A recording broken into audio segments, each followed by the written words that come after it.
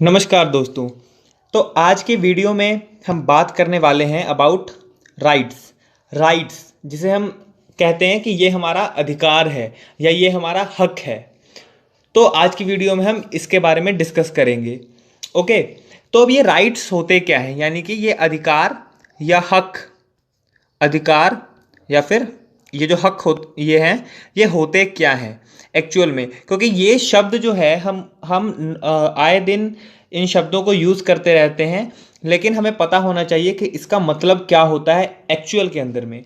Okay, तो rights, तो अगर मैं एक सिंपल भाषा में कहूँ या समझाने की कोशिश करूँ तो राइट्स क्या होते हैं। बेसिकली जब हम कहते हैं कि किसी चीज़ के ऊपर हमारा क्लेम है, हम कहते हैं ना कि इस चीज़ के ऊपर हमारा क्लेम है, हमारा दावा है किसी चीज़ के ऊपर, तब हम ये कह रहे होते हैं कि इस चीज़ के ऊपर हमारा राइट है। यानी कि हम जिस क्लेम की बात करते हैं और जिस दावे की बात करते हैं उसे ही हम राइट बोलते हैं। बट अब क्वेश्चन ये है कि क्या हर एक क्लेम राइट होता है? क्या हमारा हर एक दावा राइट होता है? यानी कि क्या हम जिस भी चीज़ के ऊपर अपना दावा करें, जरूरी है कि वो हर एक चीज़ हमारा राइट हो, हमारा हक हो? तो इसे हम इस वीडियो के जरिए क्लियर करने की कोशिश करेंगे। ठीक है, तो सबसे पहली चीज़ तो हमने ये देखी कि राइट्स क्या होते हैं। राइट्स आर दी क्लेम्स, है ना। राइट्स क्लेम्स होते हैं, लेकिन कौन से क्लेम्स? क्या हर एक क्लेम राइट होता है? जी नहीं, हर एक क्लेम राइट नहीं होता। तो सिर्फ वही क्लेम्स जो कि लेजिटिमेट हो, लेजिटिमेट यानी कि जो कि लीगली रिकग्नाइज्ड हो, जिसे लॉ के जरिए रिकग्नाइज किया गया हो, जिसे लॉ मंजूरी देता हो, है ना, जिसे लॉ परमिट करता हो, यानी कि जो लीगली परमिटेड लॉज हैं या लीगली परमिटेड क्लेम्स हैं, उन्हें ही हम क्या बोलेंगे? राइट्स। ठीक है, तो राइट्स क्या हुए? राइट्स आर द क्लेम्स या फिर वो एक्शन जो कि परमिटेड बाय लॉ है, तो उन्हें हम क्या बोलते हैं? Legal right. ओके, अच्छा, अब ये जो ज्यूरिस्प्रूडेंस है हमारा सब्जेक्ट, तो ज्यूरिस्प्रूडेंस के सब्जेक्ट के अंदर हम सिर्फ लीगल राइट्स को स्टडी करते हैं। यानी कि सिर्फ जितने भी राइट्स हैं, यानी लीगल राइट्स हो गए, मॉरल राइट्स हो गए, पॉलिटिकल राइट्स हो गए, सोशल राइट्स हो गए, इन सारे राइट्स के अंदर सिर्फ हम ज्यूरिस्प्रूडेंस में लीगल राइट्स को स्टडी करते हैं। यानी कि सिर्फ ये जो लीगल राइट्स है वही वही सब्जेक्ट मैटर है हमारा ज्यूरिस्प्रूडेंस का। ओके, तो इन ज्यूरिस्प्रूडेंस सिर्फ हमारा कंसर्न होता है लीगल राइट्स के साथ में। अब ये जो लीगल राइट्स हैं और मॉरल राइट्स होते हैं, जो मॉरल राइट्स या नेचुरल राइट्स जो भी हम इसे कह लें, तो इन दोनों के अंदर कुछ डिफरेंस होते हैं। ठीक है, यानी कि लीगल राइट और मॉरल राइट हमारे सेम नहीं है। अब देखते हैं कि इनके अंदर डिफरेंस क्या होते हैं। ओके, तो अब ये जो लीगल राइट्स हैं, अब बेसिक डिफरेंस जो लीगल राइट और मॉरल राइट के बीच में होता है, ये इस सैंक्शन का होता है। सैंक्शन माने स्टेट उसे सैंक्शन करता है। तो जिन राइट्स को स्टेट सैंक्शन करे, यानी कि जिन राइट्स को स्टेट कहता है कि हम उन्हें प्रोटेक्ट करेंगे, हम उन्हें रिकग्नाइज करेंगे, हम उन्हें इन्फोर्स करेंगे, उन राइट्स को हम बोलते हैं लीगल राइट्स। और जिन राइट्स को स्टेट सैंक्शन नहीं देता है उन्हें हम कहते हैं मॉरल राइट्स। फॉर एग्जाम्पल, अगर हमने कोई प्रॉपर्टी खरीदी है तो उस प्रॉपर्टी के अंदर रहने का या उस प्रॉपर्टी को डिस्पोज ऑफ करने का या उस प्रॉपर्टी को मैनेज करने का, कंट्रोल करने का, केयर करने का, उसकी सारे राइट्स हमारे पास हैं अगर हमने उसे खरीदी है। ठीक है, तो अगर हमारा वो राइट वॉयलेट होता है या कोई इन्फ्रिंज करता है, यानी कि कोई हमें रोकता है उसे यूज करने से, तो क्या होगा? स्टेट उस चीज से हमें प्रोटेक्ट करेगा कि कोई भी हमें उसका यूज करने से ना रोके। सही है। जबकि मॉरल राइट क्या हुआ? मॉरल राइट यानी कि जैसे हमारे सोसाइटी के अंदर क्या होता है बेसिकली, कि कहते हैं कि छोटों को अपने से बड़ों की रिस्पेक्ट करनी चाहिए। लेकिन अगर छोटी उम्र का अपने से बड़ी उम्र के व्यक्ति की रिस्पेक्ट ना करे तो क्या स्टेट उसे सजा देगी? नहीं देगी। क्यों? क्योंकि वो मॉरल राइट है, वो कोई लीगल राइट नहीं है। स्टेट उसे सैंक्शन नहीं करती है, वो उसकी मोरालिटी पे डिपेंड करता है कि वो अपने से बड़े वाले को रिस्पेक्ट देता है या नहीं देता है। ठीक है, तो ये चीज़ है। तो ये हो गया लीगल राइट और मॉरल राइट का डिफरेंस। बहुत आसान है। अब ये जो पॉजिटिविस्ट होते हैं, पॉजिटिविस्ट यानी कि जो एनालिटिकल ज्यूरिस्प्रूडेंस जो है उसमें बिलीव करते हैं, वो तो मॉरल राइट्स को डिनाई करते हैं, वो नहीं मानते हैं कि मॉरल राइट्स वगैरह नाम की कोई चीज़ होती है लॉ के अंदर में, ठीक है। लेकिन जो नेचुरलिस्ट हैं वो मॉरल राइट के ऊपर रिलाई करते हैं, वो मॉरल राइट के ऊपर रिलाई करते हैं, मतलब कि जैसे कि एनालिटिकल पॉजिटिविज्म वाले जो हो गए, जो पॉजिटिविस्ट हो गए, वो मॉरल राइट के कॉन्सेप्ट का इंटरफेरेंस लॉ के अंदर नहीं मानते हैं। लेकिन जो नेचुरलिस्ट हो गए, जो नेचुरल लॉ के जो ज्यूरिस्ट हो गए, वो मानते हैं कि जो लॉ है उसके अंदर मॉरल राइट का इन्फ्लुएंस होना चाहिए, मतलब मोरालिटी का इन्फ्लुएंस होना चाहिए, बेसिकली ये चीज़ है इसके अंदर। ओके, तो ये तो हो गया हमारा मीनिंग ऑफ राइट, राइट का मतलब क्या होता है, एक बार फिर देख लेते हैं। तो राइट्स वो क्लेम होते हैं, सॉरी, राइट्स वो क्लेम होते हैं जो कि परमिटेड बाय लॉ होते हैं, और लॉ कब परमिट करेगा, जब वो लेजिटिमेट क्लेम्स होंगे, ठीक है। ज्यूरिस्प्रूडेंस के अंदर हम सिर्फ लीगल राइट्स को डिस्कस करते हैं। लीगल राइट्स और मॉरल राइट्स के अंदर में डिफरेंस होता है। लीगल राइट के अंदर में सैंक्शन होता है बाय द स्टेट, और मॉरल राइट के अंदर में कोई भी सैंक्शन नहीं होता है। पॉजिटिविस्ट मॉरल राइट्स को डिनाई करते हैं, जबकि नेचुरलिस्ट मॉरल राइट के ऊपर रिलाई करते हैं, ठीक है। तो ये इसका मीनिंग हो गया। अब देखते हैं इसके कुछ डेफिनेशंस, राइट्स के कुछ डेफिनेशंस को। सबसे पहली डेफिनेशन है हॉब हाउस की। तो हॉब हाउस क्या बोलता है, राइट्स क्या है, rights are something what we may expect from others and others from us and all. तो राइट वो है जो चीज़ हम दूसरों से एक्सपेक्ट करते हैं और दूसरे भी हमसे एक्सपेक्ट करते हैं, एंड ऑल, और दोनों एक दूसरे से एक्सपेक्ट करते हैं, मतलब सारे एक दूसरे से एक्सपेक्ट करते हैं, ठीक है। मतलब जैसे कि for example right to speech ले लेते हैं हम। तो जब हम कुछ बोल रहे होते हैं तो हम सामने वाले से क्या एक्सपेक्ट करते हैं, सामने वाले से ये एक्सपेक्ट करते हैं कि वो हमारी बात को ध्यान से सुनेगा, है ना। यही करते हैं कि अगर मैं कुछ बोल रहा हूँ तो सामने वाला उस बात को ध्यान से सुने, मुझे इंटरप्ट ना कर, मुझे इन द सेंस कि ये नहीं कि आप आपस में बात कर रहे हैं तब, अगर आप अपनी कोई बात रख रहे हो तो सामने वाला आपकी बात को सुने। जैसे आप अगर किसी गवर्नमेंट ऑफिस में गए, तो अगर आप उनको कोई कंप्लेन कर रहे हो या कोई अपनी बात रख रहे हो तो सामने वाला उस बात को सुने। वही सामने वाला क्या एक्सपेक्ट करता है कि जब वो बोल रहा हो तो आप भी उसकी बात को सुने, और इसी तरीके से सारे एक दूसरे से एक्सपेक्ट करते हैं कि जब वो बोल रहे हो तो सामने वाला बंदा उनकी बात को सुने, है ना। यही हम एक्सपेक्ट करते हैं दूसरों से। तो इसे ही राइट कहा गया है, हॉब हाउस ने इसे राइट कहा गया, राइट कहा है। सेकंड है सेलमंड। अच्छा, सेलमेंट क्या बोलता है, सेलमेंट कहता है कि लीगल राइट क्या है, एक लीगल राइट बेसिकली एक इंटरेस्ट है। इंटरेस्ट यानी कि जो हमारे इंटरेस्ट होंगे, हमारे जो भी हमारे जो भी फायदे की चीज़ें होंगी, तो लीगल राइट्स वो इंटरेस्ट हैं जो कि रिकग्नाइज्ड हैं और प्रोटेक्टेड हैं। मतलब वो रिकग्नाइज्ड भी होने चाहिए और प्रोटेक्टेड भी होने चाहिए by a rule of law या रूल ऑफ जस्टिस, ठीक है। यानी कि लॉ उसे मानता भी हो कि हाँ ये राइट एग्जिस्ट करता है, और उसे प्रोटेक्ट भी करता हो, यानी जब वो राइट वायलेट हो तो उसे वायलेट होने से बचाता भी है, ठीक है। तो ये रिकग्नाइज्ड और प्रोटेक्टेड होते हैं लॉ से। और जिसका वायलेशन जो होता है उसे हम लीगल रॉन्ग कहते हैं, और उसे मानना, उसकी रिस्पेक्ट करना, किसकी रिस्पेक्ट करना, उस इंटरेस्ट की रिस्पेक्ट करना जो है वो लीगल ड्यूटी होता है। यानी कि लीगल राइट्स वो होते हैं जो interest recognised and protected by law हो, जिनका वायलेशन लीगल रॉन्ग हो, और जिसकी रिस्पेक्ट करना लीगल ड्यूटी हो, ठीक है। इसी तरीके से आयरिंग कहता है कि an interest protected by law is right. इसी तरीके से अब हमारे पास एक इंपॉर्टेंट इंडियन जजमेंट है, Kesavananda Bharati versus Union of India की judgement.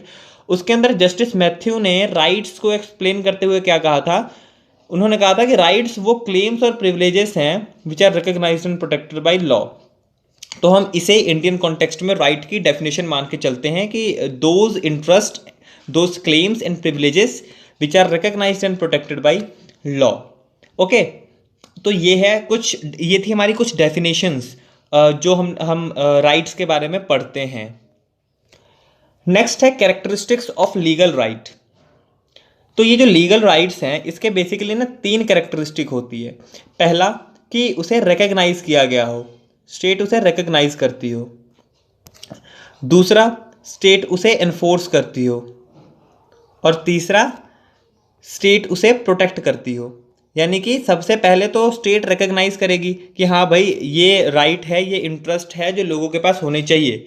For example right to life, ठीक है, स्टेट उसे रिकग्नाइज करती है कि राइट टू लाइफ है, फिर उसे इन्फोर्स करेगी। यानी कि स्टेट ऐसे सर्कमस्टांसेस क्रिएट करेगी सोसाइटी के अंदर में, ऐसी सिचुएशन क्रिएट करेगी, ऐसी कंडीशन क्रिएट करेगी कि लोग, हर इंसान को एक डिग्निटी भरी जिंदगी जीने का मौका मिल सके।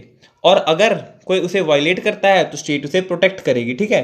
तो ये चीज़ है। तो अब यही इसके मेन कैरेक्टरिस्टिक इसके यही हैं बेसिकली।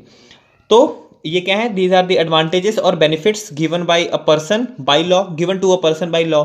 लॉ किसी भी पर्सन को कुछ एडवांटेजेस या बेनिफिट्स देता है, ये है। Secondly, these rights are enforced by the court of law and other administrative agencies, enforcement आ गई। थर्ड है these rights are recognized by law, recognition आ गई। और फोर्थ है it protects certain interest of individual in the society, protection आ गई। Main यही है, interest, recognition, enforcement and protection, ये तीन जो हैं वो किसी भी लीगल राइट के कैरेक्टरिस्टिक होते हैं। ओके, तो यहाँ तक अगर आपको समझ आ गया है तो ठीक है, नहीं तो दोबारा एक बार इसको सुन लीजिए रिपीट करके, डेफिनेटली समझ आ जाएगा। तो ये कोई बहुत मुश्किल टॉपिक नहीं है। अब नेक्स्ट है एलिमेंट्स ऑफ राइट, किसी एक राइट के क्या क्या एलिमेंट होते हैं। तो इसके बेसिकली जो है 5 एलिमेंट होते हैं। पहला है subject, second object, third content, fourth person of incidence या द पर्सन बाउंड, और फिफ्थ है टाइटल। तो देखते हैं इसे एक एक करके कि ये है क्या। पहला है द सब्जेक्ट। अच्छा, इसे आप आराम से पढ़ लीजिएगा, इसे पॉज करके। मैं आपको सिंपल एक लैंग्वेज के अंदर से समझा देता हूं कि ये पांचों चीज होती क्या है, ठीक है। पहली चीज है सब्जेक्ट, ठीक है। तो अब ए है कोई, मान लो ए है, मैं हूं, और एक आप है, ठीक है।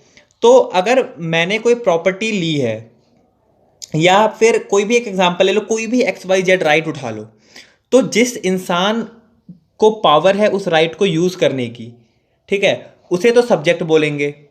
ऑब्जेक्ट होगा जिस जिस चीज के रिस्पेक्ट में वो राइट एग्जिस्ट करती है, ठीक है, उसे हम ऑब्जेक्ट बोलेंगे, जिसके लिए राइट एग्जिस्ट करती है। फॉर एग्जाम्पल, जैसे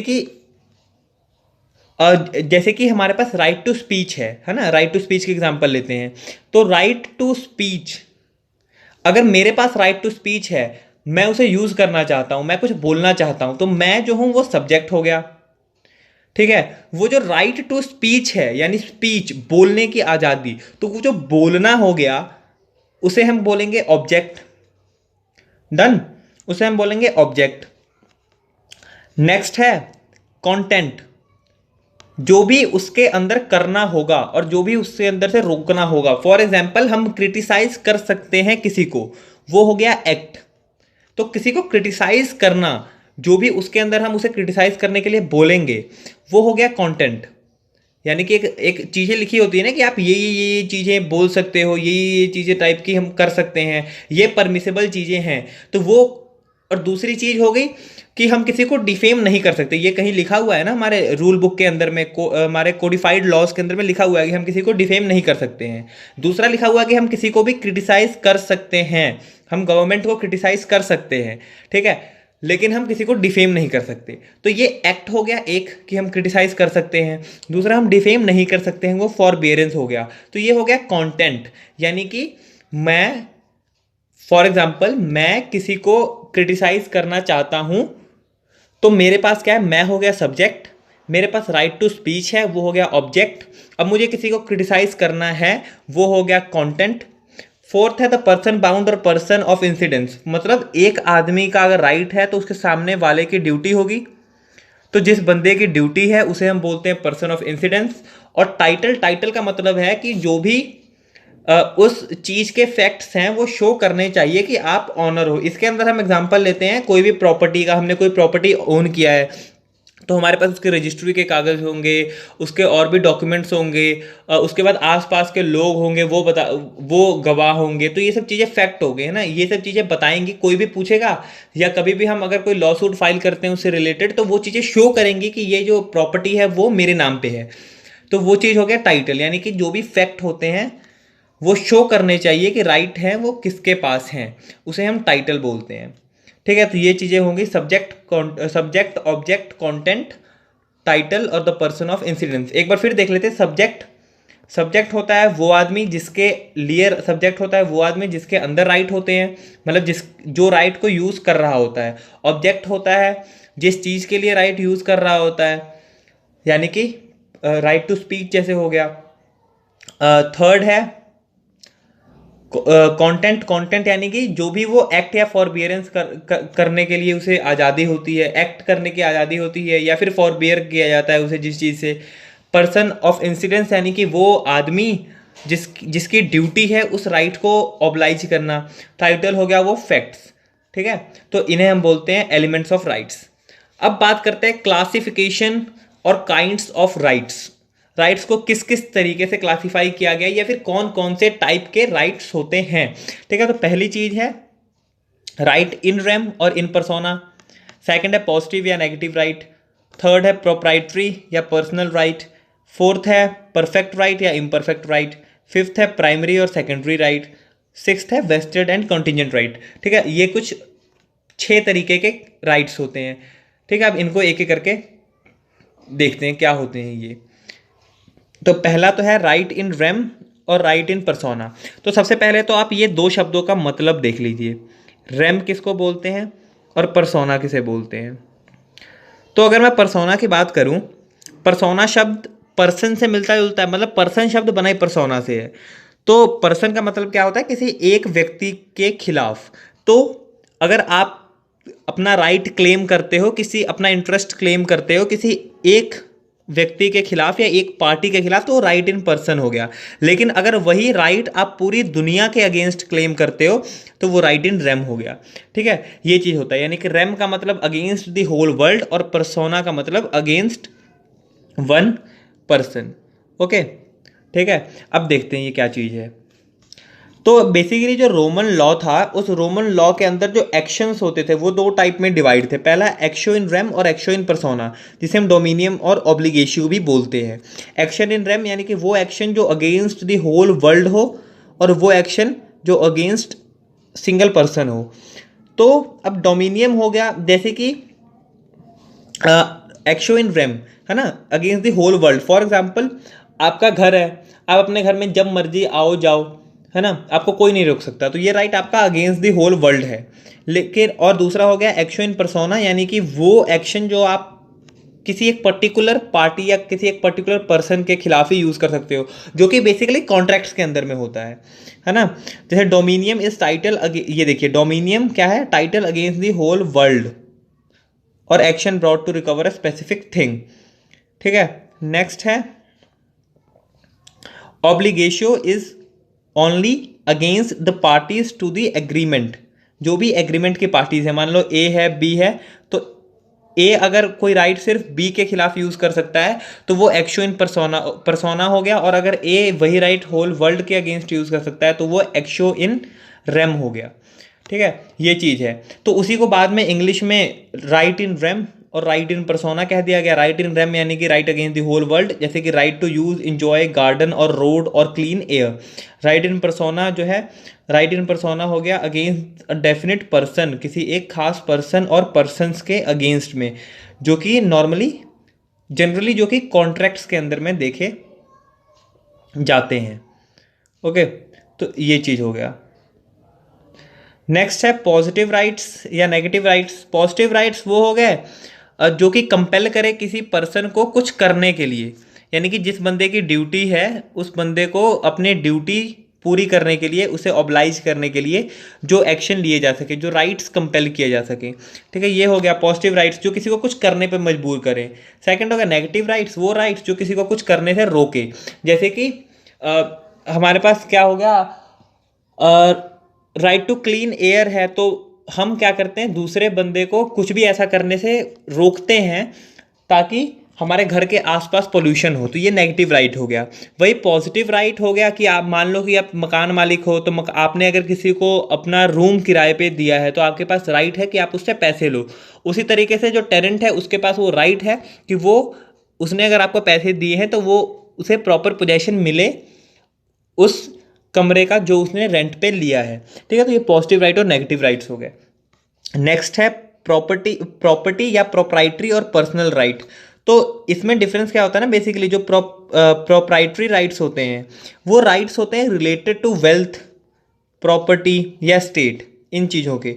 जबकि जो पर्सनल राइट होते हैं वो राइट्स होते हैं related to self interest, status या रेपुटेशन, मतलब बंदे की अपने बॉडी के साथ में, अपने शरीर के साथ में, अपने इंटरेस्ट, अपने स्टेटस, रेपुटेशन, इन सब चीज़ के साथ में, इन चीज़ों के लिए जो उसके राइट्स होते हैं उसे हम पर्सनल राइट्स बोलते हैं। जैसे कि कोई किसी को हार्म नहीं कर सकता, कोई मुझे हार्म नहीं कर सकता, कोई मेरी रेपुटेशन को हार्म नहीं कर सकता है, डिफेम नहीं कर सकता है, तो ये मेरे पर्सनल राइट्स हो गए। वहीं प्रोप्राइटरी राइट्स हो गया कि कोई मेरी जो ऑनर्ड प्रॉपर्टी है उस प्रॉपर्टी को नहीं ले सकता है, मुझसे नहीं छीन सकता है, ऐसे ऐसे राइट्स हो गए। फिर आता है परफेक्ट राइट और इम्परफेक्ट राइट। परफेक्ट राइट वो होते हैं which are recognised and protected, जो रिकग्नाइज्ड भी हों और प्रोटेक्टेड भी हों थ्रू लॉ के द्वारा, जो रिकग्नाइज्ड और प्रोटेक्टेड दोनों हों। जबकि इम्परफेक्ट राइट होते हैं वो जो कि रिकग्नाइज्ड तो होते हैं लॉ के द्वारा लेकिन वो प्रोटेक्ट नहीं किए जा सकते। फॉर एग्जाम्पल, अब परफेक्ट राइट की एग्जांपल है पार्ट 3 ऑफ द कॉन्स्टिट्यूशन की। अगर हमारा फंडामेंटल राइट वायलेट होता है तो फंडामेंटल राइट्स को लॉ ने रिकग्नाइज भी किया हुआ है और हम उसे क्या कर सकते हैं, इन्फोर्स करवा सकते हैं, मतलब उसे प्रोटेक्ट करवा सकते हैं थ्रू लॉ। लेकिन पार्ट 4 वही है डीपीएसपी जो कि नॉन इन्फोर्सिएबल है, तो उसे हम प्रोटेक्ट नहीं करवा सकते, हालांकि वो रिकग्नाइज्ड है, यूनिवर्सल सिविल कोड रिकग्नाइज्ड है, लेकिन हम उसे प्रोटेक्ट नहीं करवा सकते। ठीक है, तो ये चीज़ है परफेक्ट और इनपरफेक्ट राइट। नेक्स्ट है हमारे पास प्राइमरी और सेकेंडरी राइट्स। तो इन्हें हम antecedent and remedial and principal and accessory right भी बोलते हैं। प्राइमरी राइट्स होते हैं वो राइट्स जो कि इंडिपेंडेंट ऑफ एनी राइट होते हैं, और सेकेंडरी राइट्स होते हैं वो राइट्स जो कि प्राइमरी राइट्स के वायलेट होने के बाद फिर आते हैं। फॉर एग्जाम्पल, जैसे कि हमारे पास राइट टू रेपुटेशन है, राइट टू रेपुटेशन है मतलब कोई हमें डिफेम नहीं कर सकता, तो ये हमारा प्राइमरी राइट है। लेकिन वहीं अगर किसी ने हमें डिफेम कर दिया तो फिर हमारे पास आता है right to sue for defamation, तो फिर तभी तो हम उसके लिए सू कर सकते हैं उसे, तो ये हमारा सेकेंडरी राइट हो गया। मतलब जो हमारे प्राइमरी राइट्स हैं वो, जैसे कि हमारे फंडामेंटल राइट्स हो गए या फिर जो हमारे राइट टू रेपुटेशन वगैरह, ऐसे राइट टू प्रॉपर्टी, ये सारे हो गए। लेकिन जब हमारा वो प्राइमरी राइट ब्रीच होता है, जब हमारा प्राइमरी राइट वॉयलेट होता है, उसके बाद जो हमें राइट मिलता है, यानी कि हमारा कोई हक अगर मारता है तो फिर हम उस पर केस कर सकते हैं, हम उसे सू कर सकते हैं, तो उसे हम क्या बोलते हैं, सेकेंडरी राइट बोलते हैं। नेक्स्ट है vested and contingent right. Vested right वो होते हैं जो कि इमीडिएट इंटरेस्ट पे होते हैं, मतलब जो राइट्स क्या होते हैं ना, हमें तुरंत मिल जाते हैं। जैसे कि हम कोई प्रॉपर्टी ओन करते हैं तो उसके बाद तुरंत हमें राइट मिल जाता है उसका, है ना, कि हम उसे जैसे मर्जी यूज़ कर सकते हैं। और कंटिंजेंट राइट वो होते हैं जो कि अनसर्टेन होते हैं। फॉर एग्जांपल, कि जैसे ही पेट में बच्चा आता है एक हिंदू फैमिली के, उसी समय उसका प्रॉपर्टी के अंदर में हक बन जाता है, उसका शेयर उसी समय प्रॉपर्टी के अंदर में क्रिएट हो जाता है। लेकिन ये डिपेंड करता है कि वो जन्म लेता है कि नहीं। अगर तो वो जन्म लेता ही नहीं है तो उसका राइट खत्म हो जाएगा, लेकिन अगर वो जन्म ले लेता है तो फिर उसको राइट मिल जाएगा। यानी कि वो अनसर्टेन है, उसके बर्थ के ऊपर डिपेंड करता है कि उसका बर्थ हो रहा है कि नहीं हो रहा है। ठीक है, राइट टू इनहेरिटेंस, ये चीज़ है। तो अभी तक हमारे मीनिंग, डेफिनेशन, उसके काइंड्स ऑफ राइट क्लासिफिकेशन, उसके एलिमेंट्स वगैरह, ये सारी चीज़ें हो गई। अब हम पढ़ेंगे थेरीज ऑफ राइट्स। राइट्स की थेरीज कौन कौन सी है। तो जो पहली थेरी है वो विल थेरी है और दूसरी है इंटरेस्ट थेरी। विल यानी कि जो भी हमारी इच्छा होती है ना, उसे हम विल कहते हैं, जो भी हमारी इच्छा होती है। और इंटरेस्ट यानी कि जो भी हमारा कुछ फ़ायदे के लिए हो, या हमारा ये भी एक तरीके से हम इसे, मतलब इंटरेस्ट होता है ना हमारा, हमारी इच्छा। विल तो हो गया कि हमारी मनमर्जी, जो हम चाहते हैं, और इंटरेस्ट हो गया जो हमारे फ़ायदे के लिए होता है। दोनों में डिफरेंस है ना। हमारा ज़रूरी नहीं है कि हमारे, मतलब हर इच्छा हमारे फ़ायदे के लिए हो या पूरे सोसाइटी के फ़ायदे के लिए हो। ठीक है, तो दो थेरीज हैं, विल थेरी और इंटरेस्ट थेरी। इसे देखते हैं है क्या ये। तो पहली है विल थेरी। विल यानी कि जो ये कहते हैं कि राइट किसी भी ह्यूमन विल से इमर्ज होता है ना। राइट्स इमर्ज होता है ह्यूमन विल से। और जो लॉ का पर्पस है वो है कि इंडिविजुअल को वो मींस ग्रांट करें, इंडिविजुअल के लिए वो सर्कमस्टांसेस बनाएं, इंडिविजुअल को वो रिसोर्सेस प्रोवाइड करें ताकि वो अपने आप को पूरी तरीके से एक्सप्रेस कर सके और उसकी पूरी डेवलपमेंट हो सके। ठीक है, यानी कि this theory says that the purpose of law is to grant the individual the means of self expression और सेल्फ असर्शन। ठीक है, ये अब इसके सपोर्टर्स कौन कौन से हैं? ऑस्टिन हो गया, हॉलैंड, पोलॉक और supporters of natural rights like lock, metaphysical jurist, ये सब हो गए। ये यही कहते हैं कि राइट है बेसिकली वो इमर्ज होता है from the will of the individual. और ये कहते हैं, अब इनका मानना है कि बेसिकली होता क्या है ना कि जो ये राइट्स होते हैं वो नेचुरल लॉ देता है ना, नेचुरल एट्रीब्यूट है ह्यूमन विल का, वो ह्यूमन के अंदर नेचुरली होते हैं और ये इंस्पायर्ड होता है through the concept of law. और ऑस्टिन क्या कहता है इसके बारे में कि it is the function of law to give certain power and allow certain freedom to the individual, कि लॉ का ये फंक्शन है कि वो हर एक इंडिविजुअल को कुछ पावर दे और कुछ फ्रीडम अलाउ करे। और जस्टिस होम्स कहते हैं कि अ लीगल राइट बेसिकली है क्या। अच्छा, अब आप बाकी सारे डेफिनेशंस को इतने ध्यान से वो करने की ज़रूरत नहीं है क्योंकि इसके अंदर कुछ एक्चुअली है नहीं, ये बस नॉर्मल यही इसी चीज़ को एक्सप्लेन कर रहे हैं कि राइट जो होता है वो इमर्ज होता है फ्रॉम द ह्यूमन विल। अब एक डेफिनेशन है जस्टिस होम्स की, तो जस्टिस होम क्या बोलते हैं कि हमारे पास कुछ नेचुरल पावर्स होते हैं, है ना, कुछ हमारे पास शुरू से ही नेचर ने हमें कुछ हक दिए हुए हैं। लॉ क्या करता है, बस हमें परमिशन देता है उन नेचुरल पावर्स को यूज़ करने के लिए, वो हमारे लिए कुछ कंडीशंस बनाता है, उन्हें प्रोटेक्ट करता है ताकि हम उन पावर को यूज़ कर सके। यही यानी कि इन्फोर्समेंट, रिकग्निशन और प्रोटेक्शन वाला कॉन्सेप्ट टोटली आ गया कि हमारे पास कुछ पहले से नेचुरल पावर है, लॉ बस उसे रिकग्नाइज करता है। ठीक है, ये हो गया विल थ्योरी। अभी जो विल थ्योरी है इसके कुछ क्रिटिसिजम्स हैं, जैसे कि द आइडिया ऑफ विल, ये जो है वो एंटी सोशल है। अब ये क्यों कहा जाता है कि जो आइडिया ऑफ विल है वो एंटी सोशल है? क्योंकि बेसिकली है कि सोसाइटी के अंदर में बहुत सारे लोग रहते हैं, कोई ऐसा तो है नहीं कि एक दो आदमी रहते हैं। अब जितने इंसान रहते हैं उतनी तरीके के उनकी इच्छाएं होंगी, कोई किसी को मारना चाहता होगा तो कोई किसी को बचाना चाहता होगा, कोई किसी की प्रॉपर्टी लूटना चाहता होगा, कोई किसी के लिए, मतलब ये तो डिपेंड करता है पर्सन टू पर्सन, है ना। मेरी इच्छा क्या है जरूरी नहीं है कि वो आपकी भी इच्छा हो, ये डिपेंड अपॉन दी इन्वायरमेंट और सर्कमस्टांसेस जिसके अंदर वो इंसान रह रहा है, जिसके अंदर वो इंसान ग्रो कर रहा है। तो इसके ऊपर क्या होगा फिर, अब अलग अलग जो विल्स होंगे उनके बीच में कॉन्फ्लिक्ट होगा, और जब कॉन्फ्लिक्ट होगा तो क्या होगा, सोसाइटी के लिए तो अच्छा नहीं होगा ना। तो जब कॉन्फ्लिक्ट होगा सोसाइटी के लिए अच्छा नहीं होगा तो वो ऑटोमेटिकली एंटी सोशल हो जाएगा। तो ये डुगोइड क्या बोलते हैं, डुगोइड बोलते हैं कि जो लॉ का ऑब्जेक्टिव होना चाहिए वो सोशल सॉलिडेरिटी को बढ़ाने का होना चाहिए, ना कि विल पूरी करने के लिए होना चाहिए। तो लॉ उन ऑब्जेक्टिव फैक्ट्स पर ध्यान दे जो कि सोशल सॉलिडेरिटी को इंक्रीज करे, ना कि सब्जेक्टिव विल को। ठीक है, और लॉ की जो ड्यूटी है वो है protect only those acts which further social solidarity, जो सोशल सॉलिडेरिटी को क्या करें, बढ़ाएं। दूसरा है confusion between fact and abstract idea, ये व्हाट इज और व्हाट ऑट टू बी को डिस्टिंग्विश नहीं करते हैं, उन चीज़ के बीच में डिफरेंस नहीं बताते हैं, उनको अलग अलग नहीं रखते हैं। थर्ड है what is essential element, will is essential element but not the only element. ठीक है, ये कहते हैं कि जो विल है किसी एक इंसान की इच्छा, इंडिविजुअल्स की क्या इच्छाएं हैं, उनके क्या विल्स हैं, उसका ध्यान रखा जाना चाहिए। ये नहीं है कि उसे पूरी तरीके से नेग्लेक्ट कर देना चाहिए। लेकिन आप अगर सिर्फ विल को ध्यान में रख के चलोगे तो सोसाइटी के अंदर कॉन्फ्लिक्ट होगी। तो विल जो है वो असेंशियल एलिमेंट है but not the only element, लेकिन सिर्फ अकेला विल पे ध्यान देना वो चीज़ सही नहीं है क्योंकि सोसाइटी के अंदर कॉन्फ्लिक्ट क्रिएट करेगा। ये थी अपनी विल थ्योरी जो कहती है कि इंसान के विल के ऊपर डिपेंड करती है चीज़ें, और कहती है कि नेचर ने हमें कुछ राइट्स पहले से दिए हुए हैं, स्टेट का काम बस इतना है कि उसे इन्फोर्स करे, उसे रिकग्नाइज करे, उसे प्रोटेक्ट करे।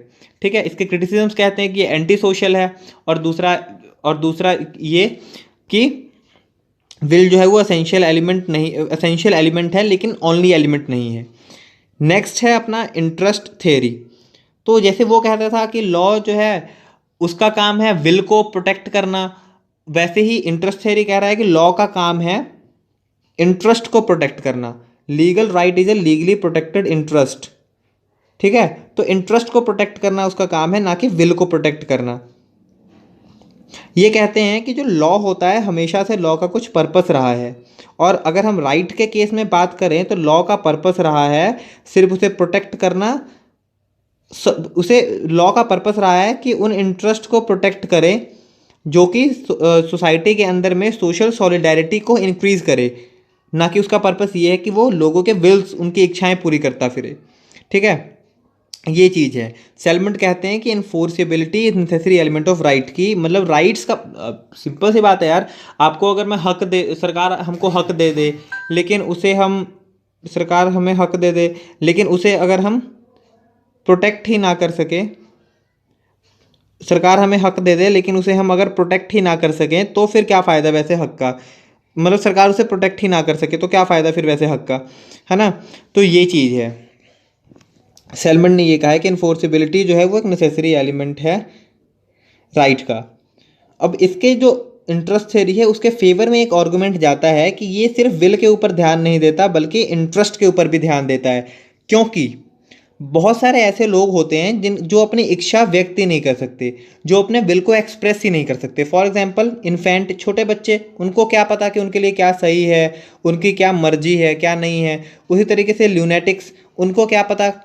तो अगर हम विल थ्योरी के हिसाब से जाएं तो इनके साथ तो फिर बहुत ज़्यादा ज्यादती हो जाएगी, इनके साथ बहुत ज़्यादा गलत हो जाएगा, तो इसलिए वो थ्योरी सही नहीं है। इंटरेस्ट थ्योरी के फेवर में ये बात जाती है क्योंकि इंटरेस्ट थ्योरी कहती है कि हमें ऐसे काम करने चाहिए जिससे सोशल सॉलिडारिटी बढ़े। तो इसमें क्या आ जाते हैं, इन्फेंट्स, ल्यूनेटिक्स, इन लोगों के वेलफेयर के मेजर्स भी आ जाते हैं। तो ये था इंटरेस्ट थ्योरी। तो आज ये वीडियो में हमने डिस्कस किया है राइट्स के बारे में। नेक्स्ट वीडियो में हम डिस्कस करेंगे ड्यूटीज़ के बारे में। आई होप कि आपको ये वीडियो पसंद आई होगी, और अगर आपको ये वीडियो पसंद आई है तो do share and subscribe also, and like this video, and do follow us on our Instagram handle, that is its_Miraki_07. Thank you and have a nice day.